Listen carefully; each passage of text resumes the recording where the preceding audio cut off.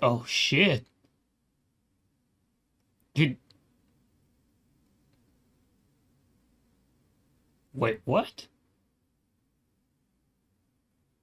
The fuck is that? Whoa! There's another DLC, motherfucker!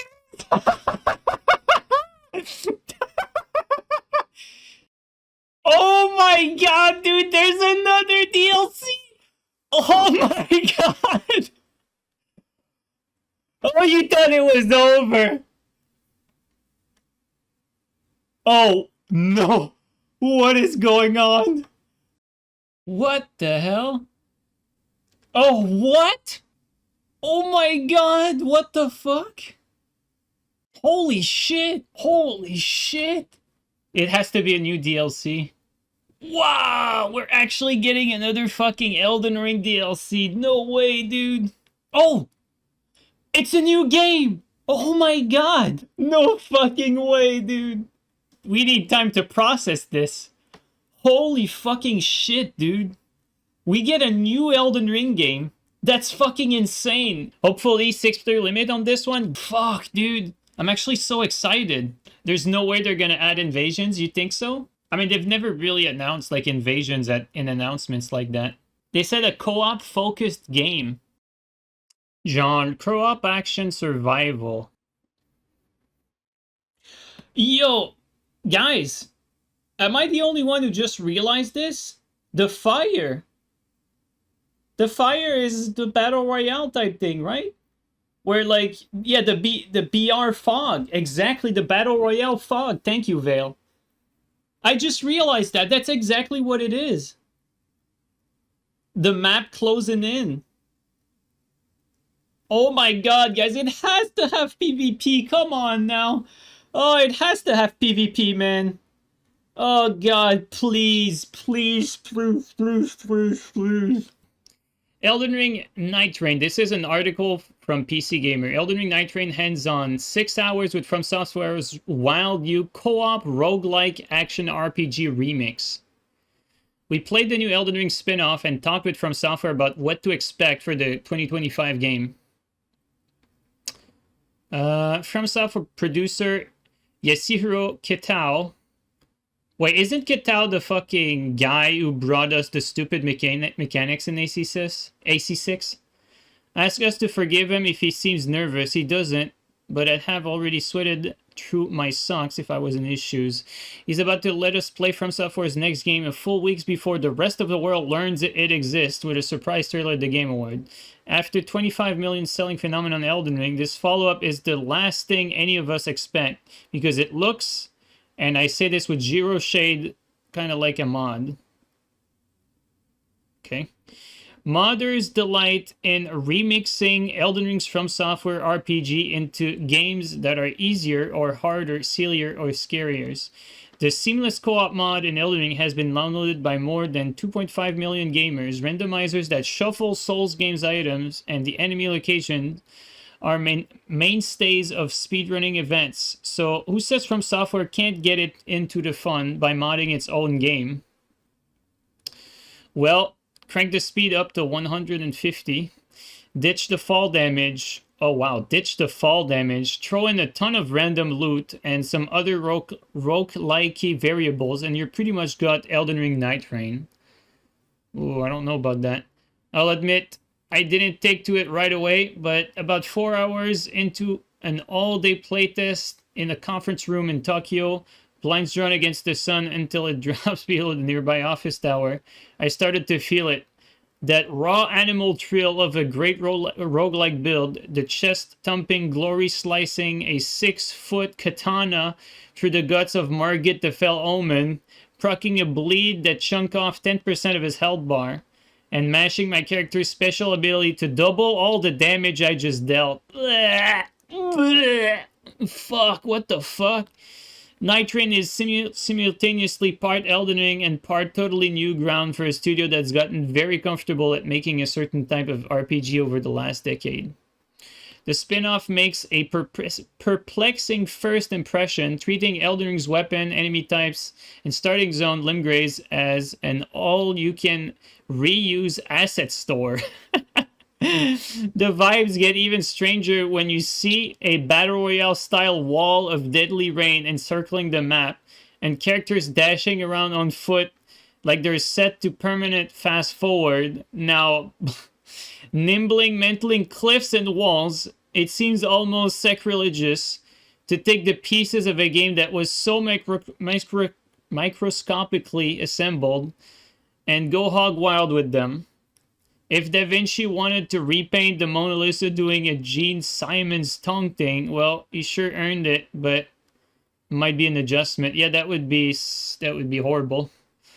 Playing Night Rain reminded me of that 90s Capcom backed at the sudden popularity of bootlegged hacked version of Street Fighter 2 arcade machines that sped up the combat and added wild special moves like mid-air fireballs.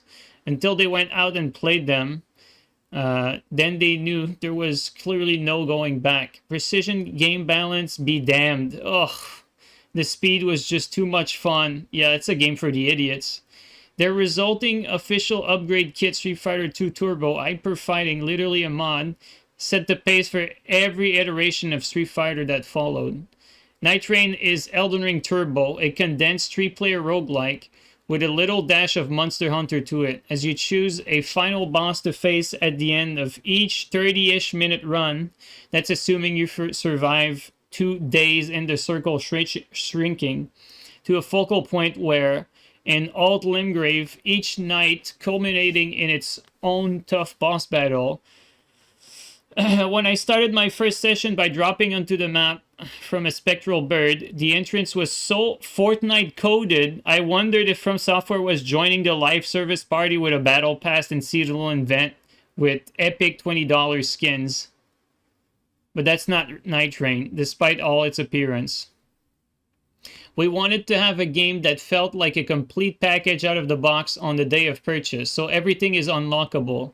Not that we'd consider a live service game, says director Junya Ishizaki, who served as the battle director on Elden Ring and has been with From Software since the original Dark Souls. Night Rain will get some post-release balance updates as Elden Ring itself did, but beyond that, we're still in the process of thinking about the possibilities. Night Rain is Ishaki's baby. Via an interpreter, he told me that he'd been brewing a game idea when President Hidetaka Miyazaki suggested he try directing. He put together the pitch and got a green light. The one bit of guidance that sticks out, that he basically said, do as you please for this project. I mean, it's pretty much From Software's motto. We already knew this. You do what you want. It's a lean and unusually straightforward game for From Software. No PvP elements at all. No invasions. No esoteric multiplayer covenant. We wanted to have a sense of accomplishment from each defeat and each success, and we wanted this to be different from Elden Ring and past titles, Ishizaki says. Win or lose, you'll end a run with relics you can equip in future sessions, offering a range of buffs to HP, magic attacks, or even your basic actions. I found one relic that made my healing flask also heal my allies. A huge benefit when we each only had 4 to quaff before running dry. Preset heroes with unique attributes replace the character creator. The Light Duchess, for example, has a tiny HP pool but dodges attack with a Bloodborne-style quick-step instead of the usual roll. Man, these fucking morons, dude. The characters are so cool, so are their abilities, empowering additions to a combat system that's always been more deliberate than razzle-dazzle. Still, there's something odd about this matchup that pucks bits and pieces from roguelikes and battle royales and even hero shooters, and uses them for seasoning in a boiled-down pot of Elden Ring. I asked Ishizaki what he'd say to players who view the changes as From Software simply copying what's popular in other games, which is exactly what this is, really. The focus was condensing this experience down. The RPG elements, the exploration, the character building, and leveling. We wanted that to feel like it was all coming together and culminating in a boss fight, but in a more concentrated form, he says. for this new sense of accomplishment that you wouldn't quite find with Elden Ring or previous title. We felt like we needed some new mechanics and some new elements to add to that mix. We've never really held the stance, let's absolutely not do anything other companies are doing or not follow any trend. We didn't really see this as trend chasing, but we saw these as interesting elements that could work well within our multiplayer-focused session-based gameplay. This is the run. My favorite thing about Night Rain almost immediately is the addition of 2 unique abilities per character that totally change how I play. The characters themselves aren't quite classes, but the Duchess is a clear glass cannon DPS, able to double the damage she and her allies have just dished with her Restage ability. By the end of the day, I was yelling, "Run it back," to my co-op squad mate playing Duchess. When I used the Knight character, Wilder's grappling hook, to zip toward the boss, then I drop his ult, a Fury charge explosion that deals immense damage at close range. As with Street Fighter 2 Turbo, the bombastic new moves are thrilling, even if they feel slightly bolted onto an existing combat system. Does Wilder only have a grappling hook because From Software already had the physics code for that exact mechanic ready to go from Sekiro? Oof. The default controls, at least currently, are a bit awkward. Instead of getting their own dedicated buttons, the abilities require first hitting Y triangle in the gamepad at the same time as one of the triggers.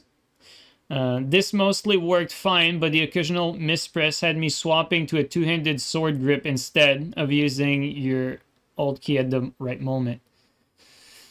As the all-rounder Knight archetype, Wilder is emblematic of how different Night Rain feels from the usual single-player Souls game. The quick cooldown on his grappling hook gives him a huge ability to boost over usual default applauding sword and board playstyle. There's also a mage, a tanky heavy knight, and 4 other characters I didn't set eyes on. But broadly speaking, any character can use almost any weapon. From a staff to a colossal greatsword, weapons come with random buffs attached, including passives that are in effect as long as you keep them in your limited inventory. I've always lamented how rarely I ended up changing builds in Souls campaign, so being forced to make do with what I find on the field while also benefiting from what I chose to keep in my pocket was a delightful change. When I first drop onto Night Rain's map, I don't know how to decide where to go, so I dash toward the nearest fort and immediately get over my head. At level 1, you're extremely squishy. There's always a low-level camp not far away that serves as an easy source of runes to farm for 1 or 2 levels, and a couple of weapons to pick up. Sites of Grace map to refill your flask and let you level up all your stats in one go. No RPG picking and choosing, but they no longer provide a completely safe haven. After a few minutes of free exploration, the circle starts closing, pushing me towards the eventual first night's boss. We die to the demi-human swordsman and queen, a pair of Elden Ring bosses will absolutely curbstomp within a few hours. As with most roguelikes, knowledge and familiarity will take you a long way in Night Rain. 4 hours after starting, my co-op squad had our strategy down to a science. Land hit to the nearest outpost just to grab a couple levels and weapons with useful passive skills. Then beeline for the nearest church, which will present us with an extra healing flask each. Stop along the way only for an easy fight. Stay group if anyone encounter a field boss we think we can take. Like the weak sauce perfumer who dies in a few hits as long as you avoid his one lazy fire attack. If we have time, we rush to a second church before the end of day 1 zone. Our goal is to get at least 3 or 4 that are spaced around the edges of the map by the end of day 2. Calling our targets and abilities is key. Against Night's One's boss, we gang up on the fast but weak demi-human swordsman while ignoring the lumbering queen. Our Guardian uses his ult, an AoE dive bomb, to revive one of us. Then we go down, you heal your ally in Night Rain by simply attacking them. Wait, you heal your allies in Night Rain by simply attacking them. What the fuck? By the time we fight Margit the Fell Omen on night 2, we're arguably over-leveled. Fucking amazing. Having cleared out a fortress, deleted a dragon thanks to a massive bleed, hit doubled by Ducesse Restage, and even stopped by an item vendor to grab some smithing stones to upgrade our weapon 1 tier. We're nearly at what we think is the game's level cap, which is 15. When we fight the final boss for our run, a Cerberus, stand in with some fury bad breath. The first time we face it, we're nervous, but it proves easier than one of the potential 2 night bosses, a 3 sentinel flanked by 2 other heavily armored raiders. The second time we barely break a sweat dodging a familiar set of FromSoft boss stomps. Dive bombs and fire blast after some discouraging defeats at the end of bosses who seemingly had overly tuned health pools. Those back-to-back wins felt good, really good. In that way, that roguelikes makes you want to start all over again and experience the same rush with a new build. Or see if you can recreate that exact combination of item you just made you feel invincible. Oof. Like my favorite roguelikes, Night Rain seems eager to pepper gear with stats that compound in ways that range from both, oh, this will change my build, to I am now more powerful than God. But it was hard to judge those combinations in this preview. Much of the game's English text was not inserted, with often unhelpful fragments of item description. This ultimately left me uncertain about the thing Night Rain has to get just right, its map.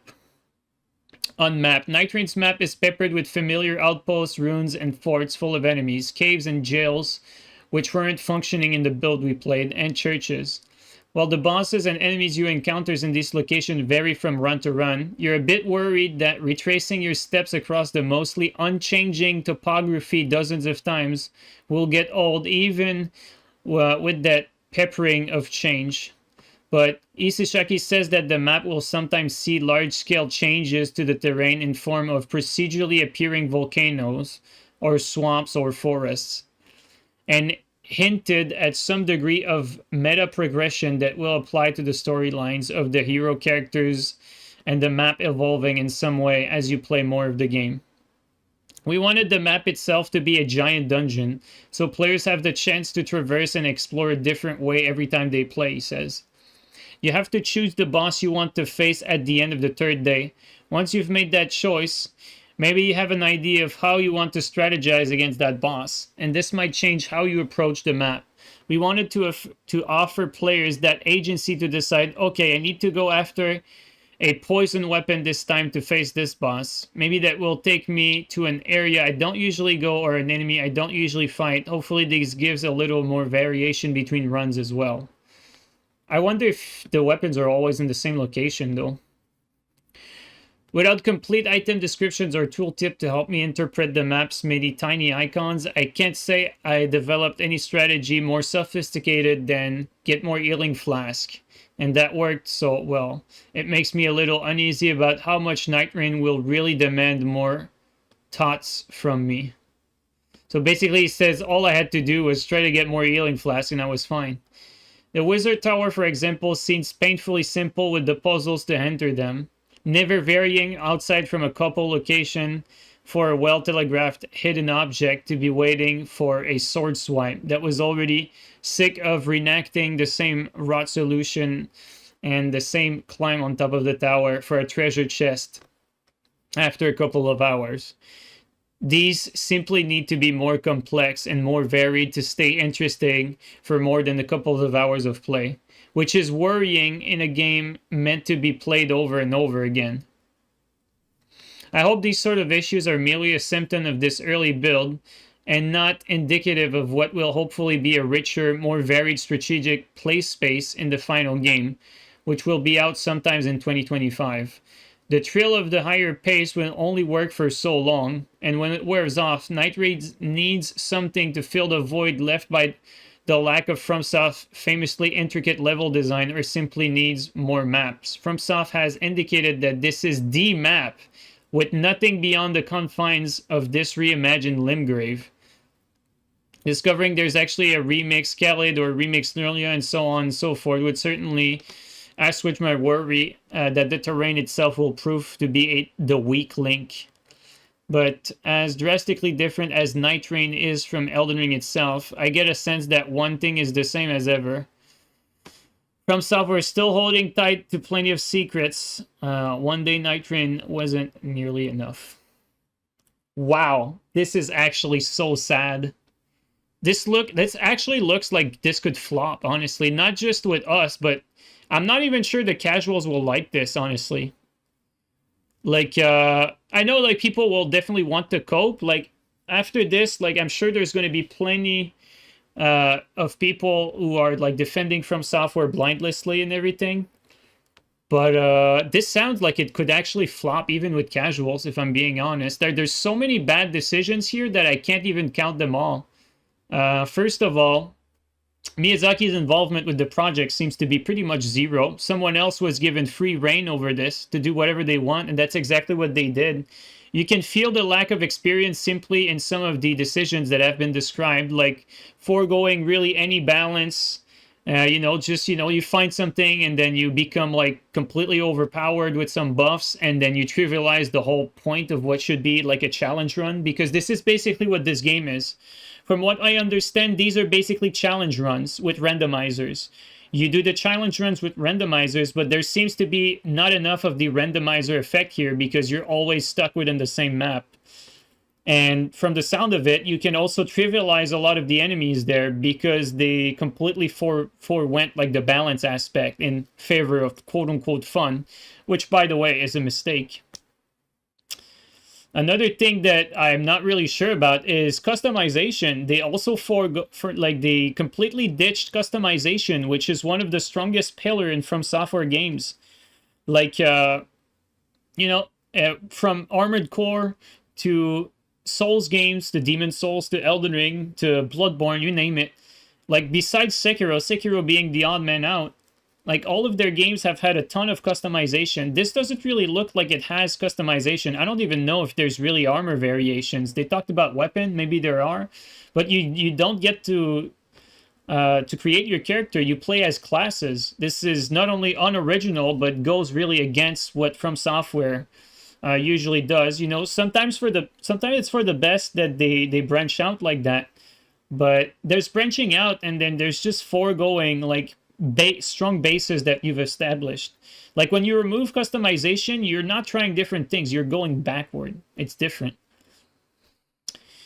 What else was there? Like, no fall damage. You know, the no fall damage worries me because the map at which this is played in, which is basically Limgrave, was not designed to be played with no fall damage. These maps are designed to be played with fall damage. You know, when you get a pit somewhere and stuff like that, everything was designed originally to be played with fall damage. So this is basically like counterintuitive to how the map was made in the first place.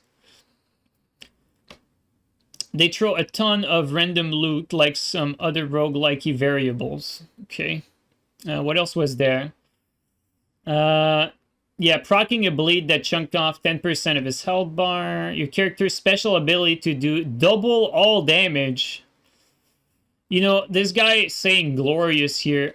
You know, I understand they're journalists. You know, their job is to hype stuff up.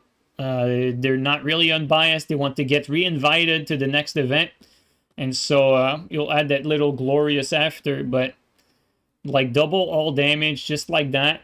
That's an easy way to make the game boring. If it just, you know, you just add numbers just because you can.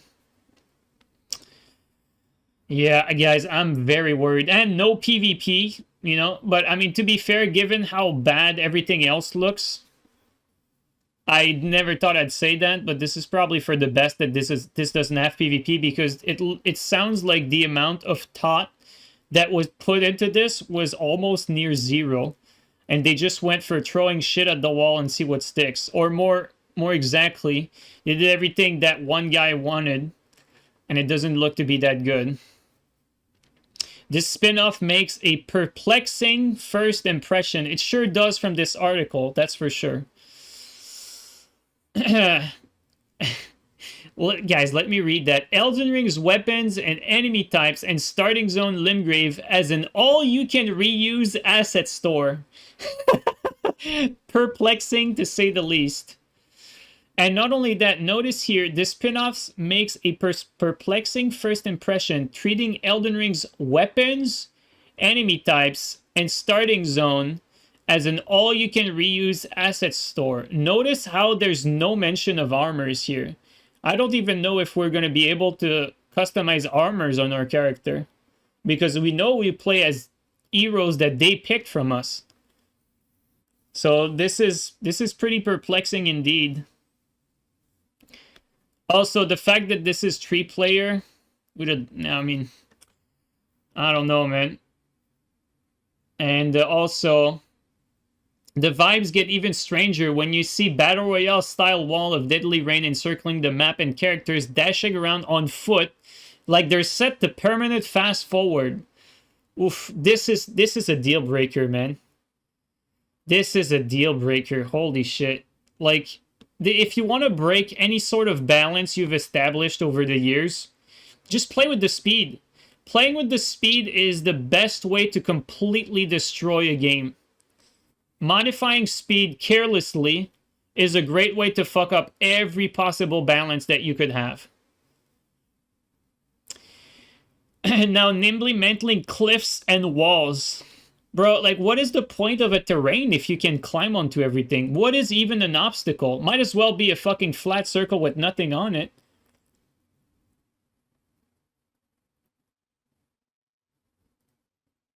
They didn't change weapon attack speed at the same time. You could literally just run out of an attack. Yeah, exactly, Vale. That's what I'm talking about. Like, you play with speed, you get killed. You don't play with speed. Speed is one of the most delicate thing you can play around with when it comes to game development. You don't want to play with character speed, like, you know, oh, it would be fun if they do this and that. Otherwise, you look at what Lords of the Fallen felt like. You know, they played with the fucking speed of rolling, or the distance at which you roll, and it just didn't end up very well for them. The game felt like shit, and this looks like we're going backwards here. And the whole thing, if Da Vinci wanted to repaint the Mona Lisa with a Gene Simmons tongue thing, like, bro, if this is what this game is like, it's a fucking sacrilege is what it is. If this is like repainting Da Vinci, or the Mona Lisa, with a fucking Gene Simmons tongue thing, if this is what it's like, then this is really bad. This is really bad if this is what it's like.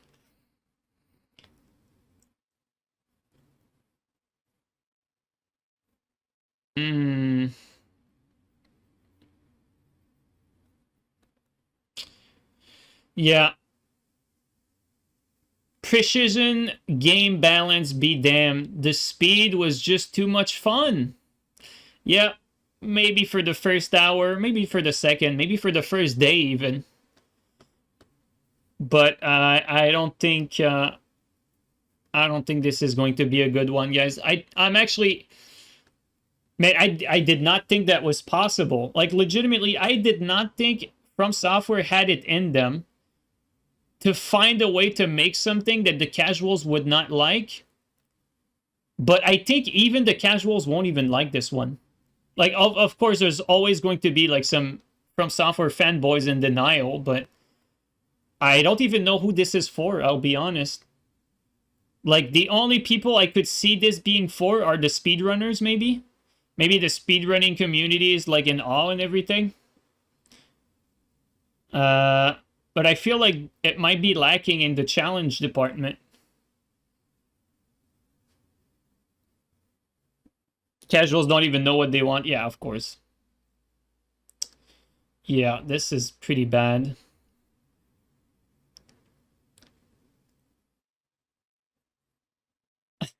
From Software was joining the live service party with a battle pass, seasonal events, and $20 epic skins.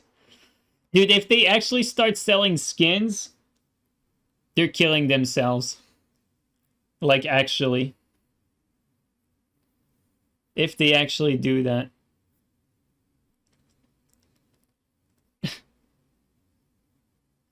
When I started my first session by dropping onto the map from a spectral bird, the entrance was so Fortnite coded, I wondered if From Software was joining the live service party with a battle pass, seasonal events, and $20 epic skins, bro.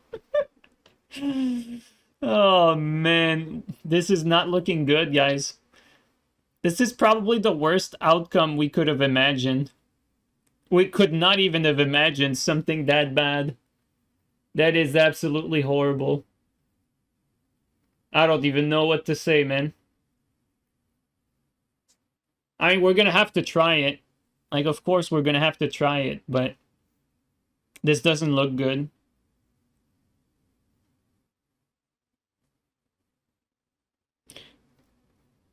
Or the people calling From Soft, From Slop onto something? Yeah, I don't know, man. What this game should have been like is, you know, it should have been more methodical, and they should have incorporated PvP more closely instead. Focus on that, put it more methodical, and put the enemies increasingly challenging as the circle gets smaller.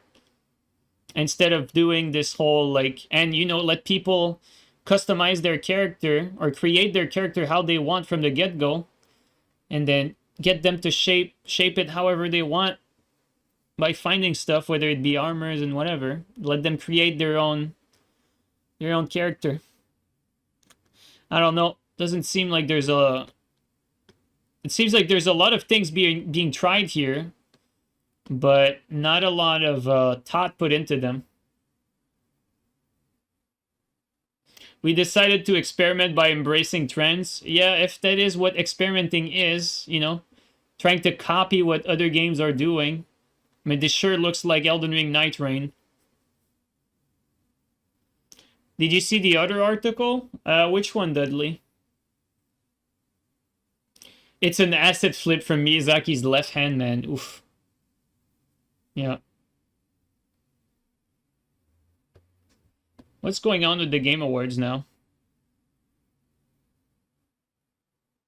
Yeah, whatever. Not much to see there.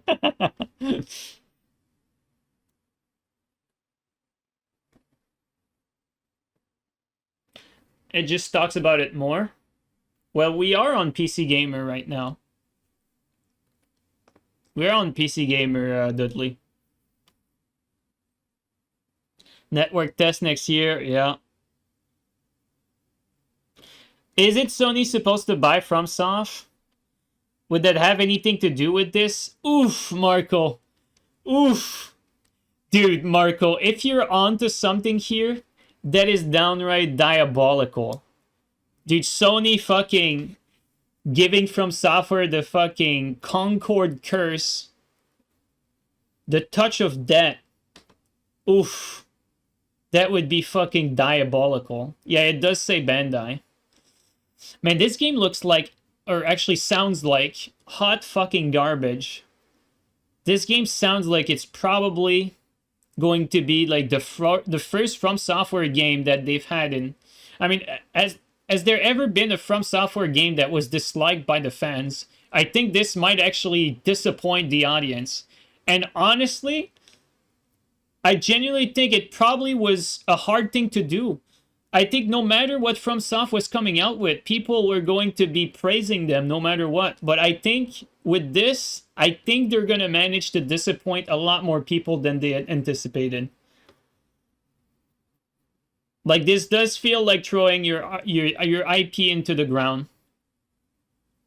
This is really bad.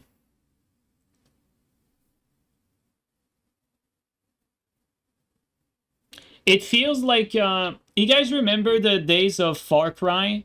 Like, Ubisoft came at some point with a DLC for Far Cry that was called Blood Dragon, and it had this sort of like, you know, like a neon look, and it completely changed the game, but it was well executed, and it was a calculated idea. And they went with something completely different for just, you know, a different DLC like that. It's fine to mix it up, and it's fine to go, like, completely sideways sometimes. It does work sometimes. However, This doesn't sound like it. This does not sound like that. This actually sounds like thoughtless, trend chasing indeed. And it sounds like, you know, like we keep saying that From Software does not understand their own game. This most definitely will prove me right. This definitely will prove me right. Because when you start playing with the speed, man, you just destroy all semblance of balance. Like the whole sentence in this article where the guy who wrote this article says that feels like they've thrown balance out of the window. Man, that doesn't sound good. That really doesn't. I think we might be the only one with this thought. Other people are praising it already. Are you serious? That's crazy. Dude, I thought the fucking casuals would see the slop, but I guess they will eat up anything From Software is making. That's crazy. That is crazy, dude. Wow. I'm actually shocked. If the casuals actually like this, I'll be shocked.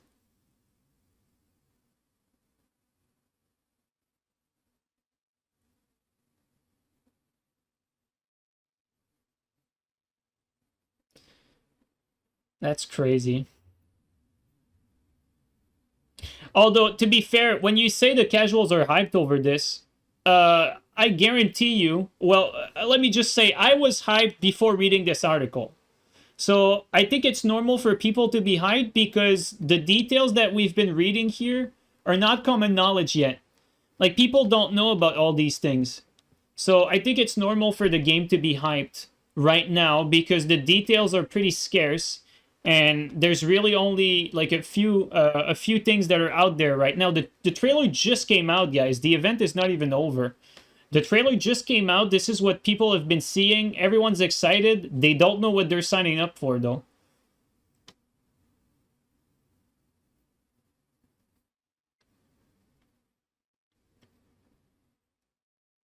Read the other article. It's much more comprehensive. Which one, Dining? Which one? The Ninja, thanks for the resub for 26, man.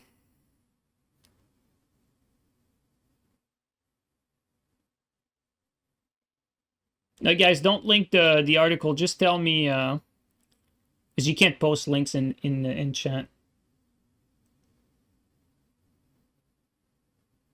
Another article by PC Gamer, eh? Okay.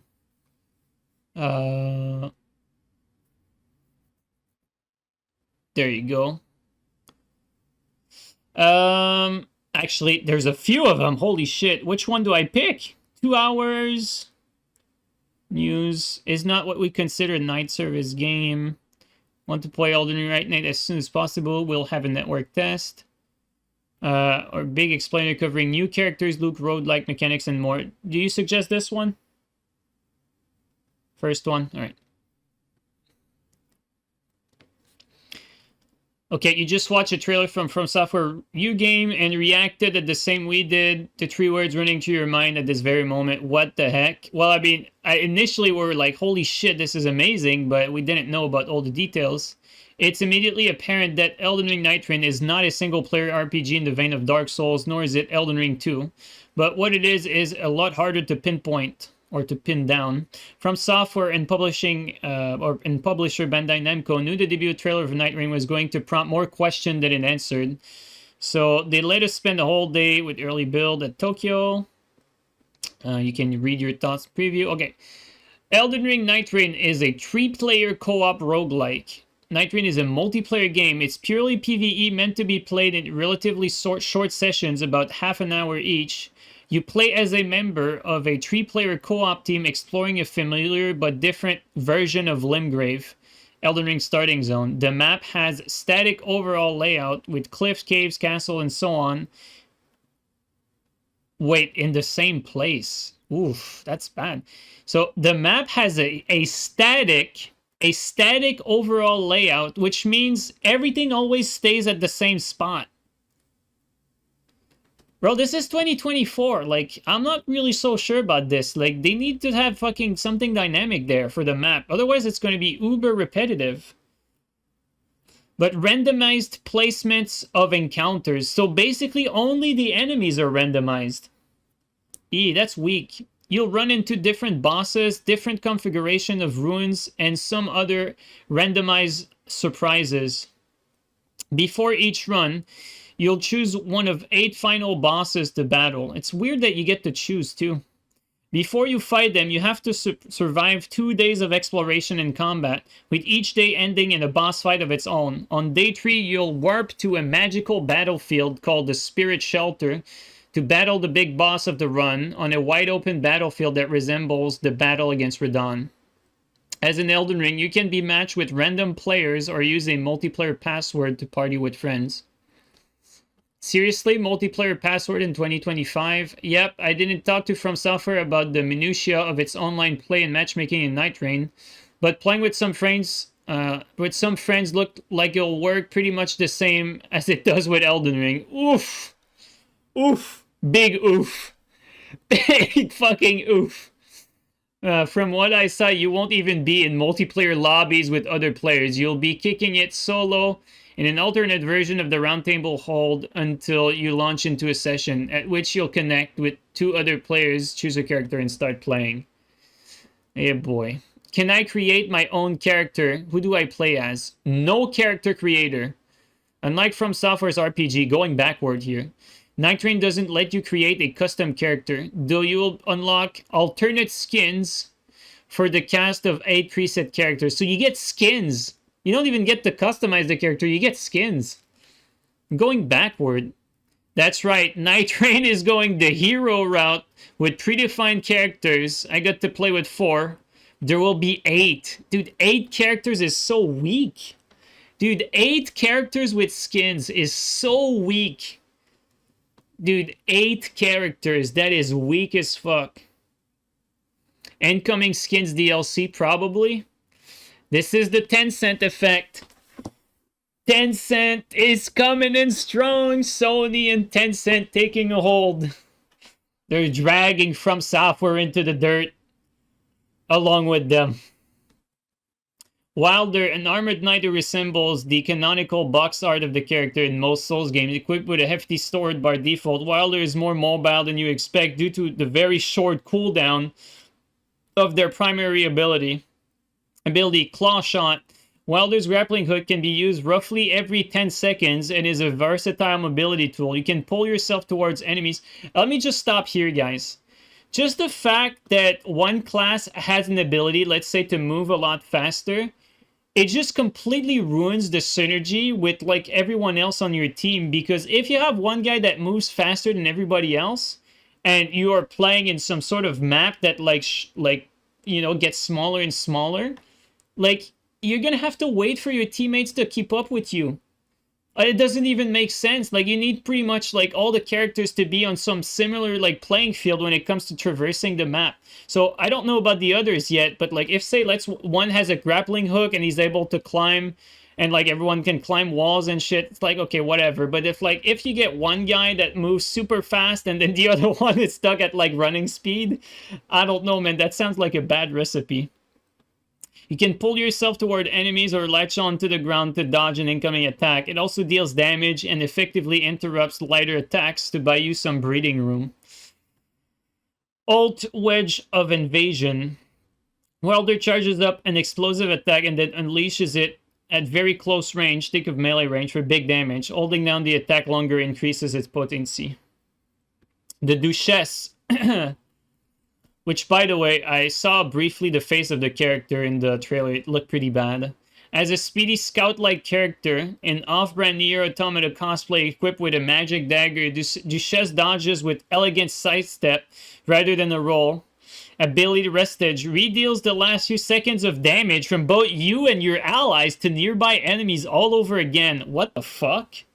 What the fuck is he? Like, who comes up with these abilities? That sounds like so bad. Like, oh, this is so ass. What the fuck? Extremely effective with team coordination. Oh my god, bro. Get me out of here. What the fuck? Final. Cloaks you and nearby teammates, turning you briefly invisible and dropping enemy aggro. Oh my god. Bro, it feels like we're fucking going back to, like, interns making decisions at gaming studios. Like, it's the same guy. Yeah, it's the same guy who made fucking BHS and Swift Slash. Like, man, if you wonder like where the stupid decisions at From Software are coming from, I think we might actually have found it. I think we found the culprit. The tankiest character, oh yeah, Guardian, the tankiest character I've played, with a mechanic that lets them hold up their shield for improved damage reduction, still deals significant damage with their ult, and is clutch for holding boss aggro and reviving teammates. Ability Whirlwind, a ranged AoE swirl of a nail that damages and interrupts enemy within it. Wings of Salvation, Guardians flies up into the air before performing a dive bomb attack back to the ground, dealing damage in a wide area and raising the defense of nearby allies. Hold the button after landing to stay moored in place and tank incoming attacks. Recluse, a frail mage whose getup reminds me of Elden Ring, popular in PC Ranny. Bro, they even gonna dress up these fucking hero classes as a bunch of Kevins. Like, legitimately, we're gonna get, like, every PvE or archetype to play as. Bro, we're gonna get to play as the Kevin Trinity. Pick your Kevin, and that's going to be your style for this run. With a passive ability that lets them absorb magic, casting FP from enemy, the most complex character of the bunch. Oh yeah, the mages is the most complex one. You know? Mage is the hardest to play, as Scott John said. You know? Brilliant quote. Man, the most complex character of the bunch, who I spend the least of my time to play as a result. But will doubtless be very powerful in the hands of skilled players. Oh yeah, I'm sure it's going to be for skilled players. I'm sure the mage is going to be for skilled players. I'm sure of it. I am sure. Ability, Magic Cocktail. Whenever enemies are hit with any kind of attribute, poison, fire, ice, etc., your attacks on them will collect that attribute. Once you've stored up 3, this ability unleashes a unique attack that varies depending on what you've absorbed. Song of the Blood Soul. This attack marks all nearby enemies to allow your team to heal while attacking them. I believe it deals extra damage. Marks all nearby enemies to allow your team to heal while attacking them. Okay. The Archer character seen in the trailer will have some kind of expanded targeting system that lets them wield bows a bit more like you would in a third-person shooter. I love how they realized that. Bro, let me just stop on that for 1 second. The Archer character seen in the trailer will have some kind of expanded targeting system that lets them wield bows a bit more like you would in a third-person shooter. You know what I find funny in that? Is that they probably, like, created this Archer class, and then they realized it was extremely brain dead with the auto-targeting, but they could not come up to that conclusion when they made Armored Core 6 with the auto-targeting. And they took that realization from a fucking shitty Archer class in this fucking Frankenstein of a game, but they didn't realize the fucking whole, like, range targeting system needs to be rethought entirely. God damn it, man. It could be a welcome improvement from Software historically clunky bow combat. I know, right? Parrier, name unknown. Oh my god. FromSoft told me one character will have a moveset based around the deflecting hard tier parry mechanic. Oh god. Which essentially recreated Sekiro-style parrying in the expansion. Who wants to bet they're gonna have a katana? And then 7 character, 8 character that we don't know about. Oh my fucking god. Oh my god. Is this Elden Ring 2? Oh, definitely not. While Night Train does include unique characters, bosses, and system not present in Elden Ring, it's a spin-off, essentially a standalone expansion. There's no single-player adventure in Night Train, and there are no legacy dungeons, which is pretty much what... You know... It's funny because when we talk about Elden Ring just recently, we always mention, or we never forget to mention or to praise the legacy dungeon that From Software does. And we always talk about Elden Ring having good maps because the legacy dungeons carry everything that this game has. And the weak points when it comes to map in Elden Ring is the empty open world and the procedural dungeons. And this is basically the two things we're keeping in this. We're ditching the good spots and only keeping the bad ones. This is absolutely brain dead. Holy shit. By letting us play the game before it was innocent, I think From Software was aiming to avoid overhyping Night Train as the successor to Elden Ring. Oof. I wonder if they actually got so far into this and realized that this was not going to be good, but they have to release it anyway. And like they're gonna have to damage control at some point. This is the studio trying something different while Miyazaki presumably works on a new big project, at least a couple of years away. So Miyazaki was like, you know what? We've gotten big enough. I'll let my minions, you know, try some things while I keep doing my thing. So, guys, Miyazaki will be our savior, while the rest of the studio will make the fucking slop that the guy who brought us BHS and fucking Swift Slash is bringing to us. It sure looks like Elden Ring, but does it play like it? Yes and no. In many ways, Night Train plays exactly like Elden Ring. Weapon and basic enemies have the exact same movesets they do in the base game. Weapons and basic enemies have the exact movesets they do in the base game. The controls are the same with a few additions. All Elden Ring's battle mechanics are there. Backstab, shield parry, two-handing weapons, etc. In other ways, Night Train feels extremely different. Movement speed and sprinting are greatly sped up to break everything and break any sort of balance or fun you could have. Even without the Spectral Teeth Mount, you're far more mobile in this game. You can now mental up most cliffs and vault up ledges. Oh god. See guys, to me, like, this is probably where the game will fail. This is, to me, this is the junction where every bad decision will hurt, but this one will break. This one here, I believe that this will feel like shit because you cannot, and I mean it, you cannot disregard speed. It is the mechanic that has the greatest impact on how a game feels. If they start playing with movement speed, they have to redesign everything, and I mean everything from the ground up, from enemy boss attack speed, enemy boss attack range, your attack speed, your attack range. Fucking, you have to rethink and like reevaluate every fucking mechanic that's in the game when you increase your movement speed. Because now, if you have an attack that has a certain amount of frames at a certain speed, it accounts for the speed at which like the others are moving. And so if bosses don't account for that, or if like basic mobs, as they do, like as they say here, weapons and basic enemies have the exact movesets they do in the base game, like you're gonna trivialize everything if you move way faster. That makes no sense. It actually will trivialize everything.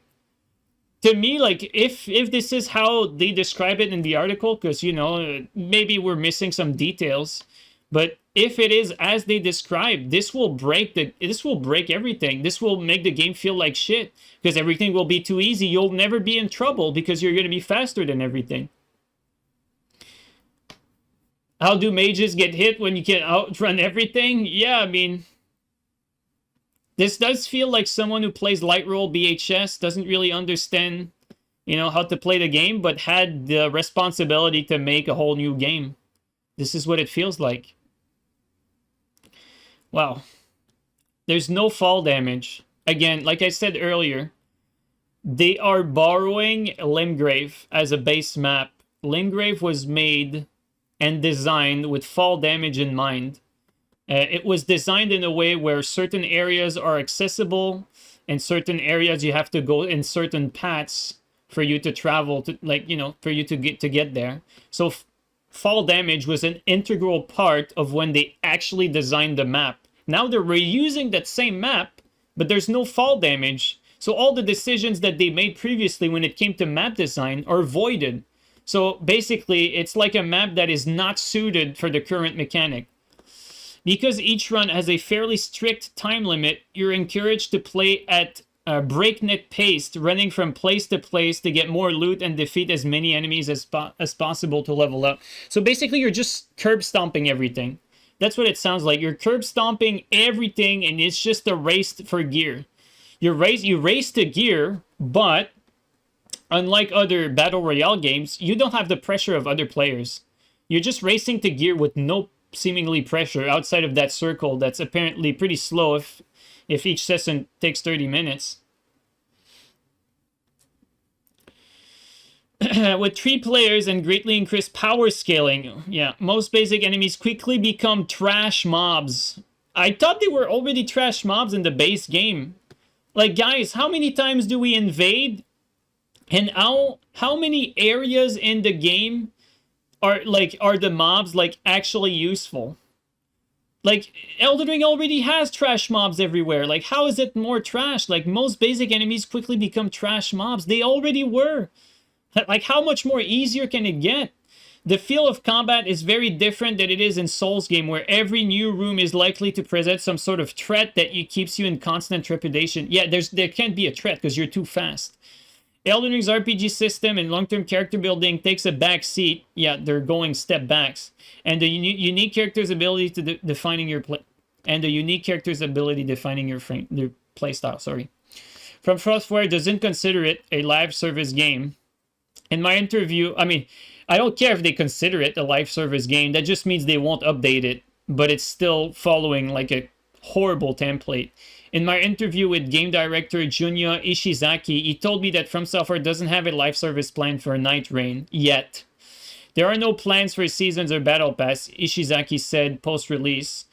Ishizaki said post-release content updates are still to be announced. My guess is that From Software doesn't want to commit to anything until it sees how well the game sells or how well it crashes down quickly.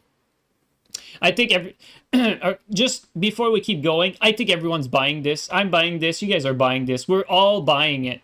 It doesn't matter who you are. It doesn't matter how you feel. Everyone's buying it. However, there's going to be a lot of disappointment, but everyone's buying it. So, you know, it's going to sell. It's going to sell, but at what price? At what price? You're going to have to pay up front for Night Rain. It will not be a free-to-play game. Unlike Shadow of the Erdtree, however, this expansion does not require owning Elden Ring. It will be fully standalone. PC gaming has a rich history of standalone expansions, though they're less common in recent years. Dishonored, XCOM, blah blah blah. Night Rain will be priced comparably to Shadow of the Erdtree. Bandai Namco told to expect a price similar to Shadow of the Erdtree, not $60-$70. Erdtree was $40 on Steam. I could see Night Rain being a bit cheaper or a bit more expensive, but $40 does feel about right. Night Rain is not a battle royale. In fact, there's no PvP at all. I mean, you guys have to understand the whole battle royale genre. You know, the genre, the reason Battle Royale exists, the reason it was created, it was for PvP. Because there's no threat, really, in a circle like that, unless you put the mobs, like, super challenging, or you put other people against each other. But they didn't do neither of these things. There's no PvP for a threat, and the mobs are all trash. And so, you're pretty much fucked here. Like, no matter how you look at it, whether you like PvP or not, they just foregone the thing that the Battle Royale genre was actually made around. So this is pretty horrible. Not just that there's no PvP. In fact, I'm pretty happy that there's no PvP in this, because the design of this slop is so horrible that I actually would not want PvP to be associated with this. So PvEers won't be able to say this fucking trash was made for the PvPers. Or this trash was made as an attempt to cleanse like the PvP crowd. So I'm happy that we don't get mixed in to this garbage. That's probably a big positive. Night Rain borrows the popular Battle Royale mechanic of a danger zone ring shrinking to a focal point on the map. So at first it resembles a PvP game, but nope, it's even less a PvP game than Elden Ring or Dark Souls. There's no invasion mechanic in Night Rain. You can't fight against other players at all. The Battle Royale ring instead... is there's to what the battle royale ring instead is there to limit the amount of time you can spend leveling up by fighting enemies and pushes you toward a boss fight. Confrontation at the end of each day, roughly 10 minutes from sun up to sundown. Survive day one boss fight and the circle disappears before slowly closing in at the end of day 2. When is Elden Ring Night Rain coming out? All we know right now is the year 2025. Early 2025, late 2025, June 1st, blah, blah, blah. Right smack dab in the middle of the year, we don't know, just guessing. But based on how far along the version of the game I've played was, I don't think it will be before April. It also doesn't seem that far from being finished. I don't think it will be before April. Oh, wow. So middle of the year, pretty much next year. My prediction, between April and September. It's a year away, basically. Holy shit. So this slop is a year away in his prediction. Could you imagine if this person is actually so wrong and it comes out like fucking February? And it's just as unfinished as the build he played. Man. Is the map randomly generated? How much does it change? The layout of Night Rain map is static. Kind of. It looks like a jumbled up remix of Limgrave with familiar cave, forts, without tower, ruins, jails in different places than they were in the original game. And From Software says general topography and location of structure will stay the same, but the developers are being cagey about the extent of which it can change on different runs. Like this person who wrote this article, or someone else on the team wrote in the other PC Gamer article, they mentioned how of a weak point it was to play in the same map, as it was starting to get repetitive in their play session within the 6 hours they were playing this build. And obviously, you know, it's pretty logical. Guys, every time we talk about Elden Ring, the strong point and why the Elden Ring maps feels good, it's the legacy dungeons. The legacy dungeons are great, like they've always been in Souls game, but in Elden Ring, they're really good. And what is weak when it comes to map in Elden Ring, the open areas and the generic dungeons, right? The empty open world and the generic dungeons are the weak points of Elden Ring. And unfortunately, this is exactly what is being kept here. These are the things we're keeping in this game. And it's static too, which is really bad. Really, really bad. From says that sometimes an environmental modifier will appear on the map, such as swamp, lava spewing volcano. I didn't encounter these, so I can't say how big they are, how significantly they affect the overall layout and feel of the map, or how many varieties of these environmental surprise there will be in the randomization pool. In my interview, From Software also hinted that some environmental changes might be tied to the stories for the different characters, so there's a lot we don't know yet. The enemies and bosses you encounter at each place of interest will vary by session, which is clearly what FromSoft hopes will keep the combat fresh and unpredictable across many runs. I think there's a risk of the map feeling like a bit of a drag to explore in a PvE game if it remains too static. Yeah, he re-mentions it here. Even if you encounter a different boss and the rune you've run around 30 times before, but one day with an early build of the game really wasn't enough to see how this will all fit together. Honestly, if he notices that in a few hours of playing session, I mean, it's absolutely going to be in your face once you get to play like this multiple times. There will definitely be some randomized surprise. For example, Margit the Fell Omen was one of the potential Night 2 bosses, but also sometimes invaded our play session unexpectedly in the middle of the day and started chasing us across the map. Only Limgrave? What about the rest of Elden Ring map? From Software only referenced Limgrave during our demo session with no indication that they are a remix version of Lernia, Khalid, and so on.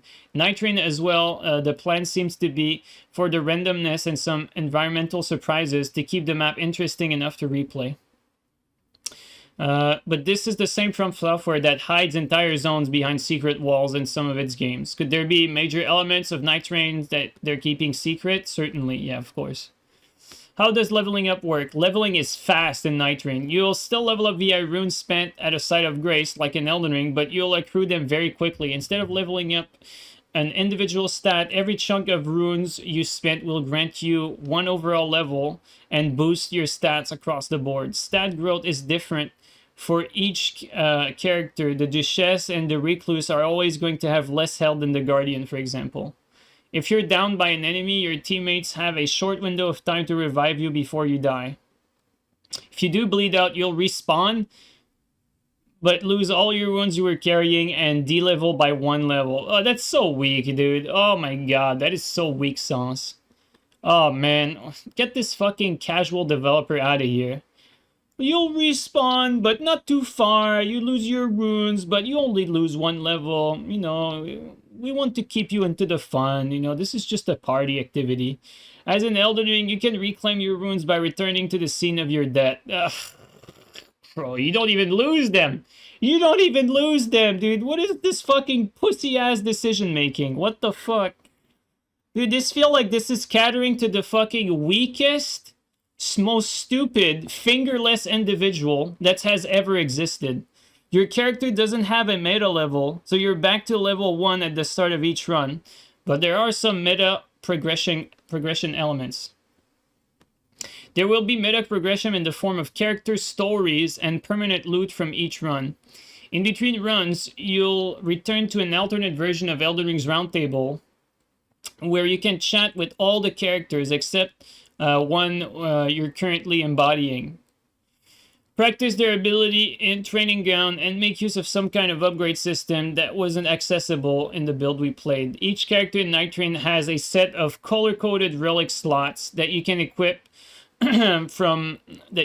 random end-to-end runs random end of runs rewards to. These offer a range of substantial benefits. Here are some examples I've encountered. One relic gave me +2 vigor, made my flask heal allies in addition to myself, and also made my critical hits earn extra runes. Another marked treasure for me on the map, boosted magic attacks, and enhanced one of Duchesse's special abilities. Each character had only 3 of these slots on the build we played, but based on the UI, I'm going to speculate that you'll actually unlock more of these slots the further you improve your character as you play more of Night Train. And that's because FromSoft told me that there will be some degree of narrative progression for Night Train. 8 preset character, and it also sounded like moving through those story will influence the map or random encounters you experience in the run too.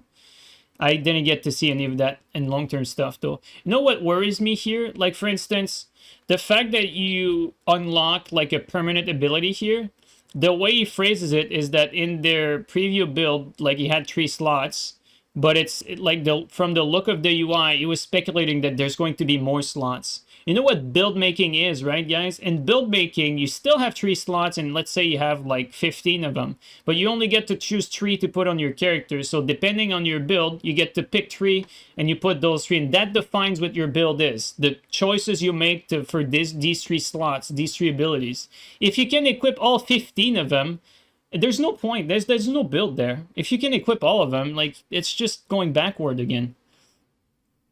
Characters have preset skills, but you can still customize your build with relics and loot. The relics you equip to your character before a run can potentially help enhance a particular playstyle, but until you've accrued a collection of them that let you focus in a particular direction, you're mostly going to have to develop a build on the fly in each Night Train match. Elden Ring's old inventory system is gone. You can now only hold a total of 6 weapons and shield. Oh god, 3 in the right hand slot. There's no swapping anymore either. 3 in the right hand slot and 3 in the left hand slot. The passive skills on weapon you pick up will remain active as long as they're in your inventory. That means you could pick up a great sword you don't want to use, but keep it in your pocket because it happens to offer a nice buff to your poise stat. Bro, they scrap inventories, man. No more menuing. Reddit won. Actual Reddit victory here. Weapons do have level requirements, so you might find a rare drop that you can't equip right away and want to keep until you can equip it. Again, any passives on that weapon will pay benefits. You can drop items or replace them with new loot when your inventory is full, and you'll probably want to. It makes sense to grab everything you find at the start for passive buffs, then refine your build with weapons that complement each other over time. So there's random loot now. How does that work? Yes, there's loot. Turns out Path of Exile 2 isn't the Dark Souls of Elden Ring Dungeon Crawler. Elden Ring Knight Rider is.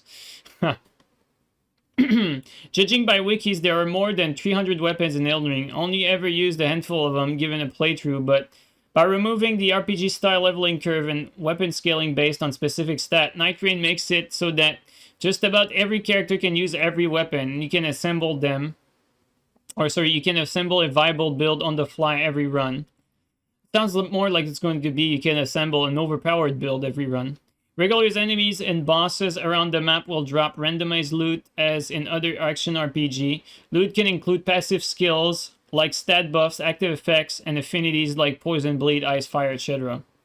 Loot is abundant. There is also a ton of chests and breakable objects in the environment that house weapons and consumable items like oils to coat your sword for extra damage, daggers to throw for range damage, etc. When you kill a boss, you usually get to choose from 3 loot options, with one being a character upgrade rather than a weapon, 15 bonus to damage reduction, rest of the run, for example. Regular drops are all shared between players, so you could open a chest and someone could grab the item from right under your nose, but the more valuable boss drops are individualized. Insane. Loot is tired with color-coded rarity. Loot is tied with color-coded rarity. If you've played Diablo and MMO, you'll know what to expect. Night Rain connected to the story of Elden Ring? No, at least not directly. From Software said it's an alternate reality to the Limgrave we explored in Elden Ring. Then again, it's from Software. I wouldn't be shocked if Night Rain actually hints somewhere that this is all takes place in Mikola's dream as Renella's created this whole magic universe, blah, blah, blah. Night Rain will have a network test before release. Like Elden Ring, most of the Souls games, FromSoft will hold a free online beta test for players, sometimes ahead of the release. Based on the past games, expect the network test to be held between 3 and 6 months before release. Elden Ring was about 10 weeks ahead, while Dark Souls 3 was 5 months ahead. So then, it would actually make sense to get the network test in January or February. Well, guys, we lost. We actually lost, guys. It's all over. We lost the war. We lost the war. There's more info here. I think I've had enough. I think this is enough. We lost.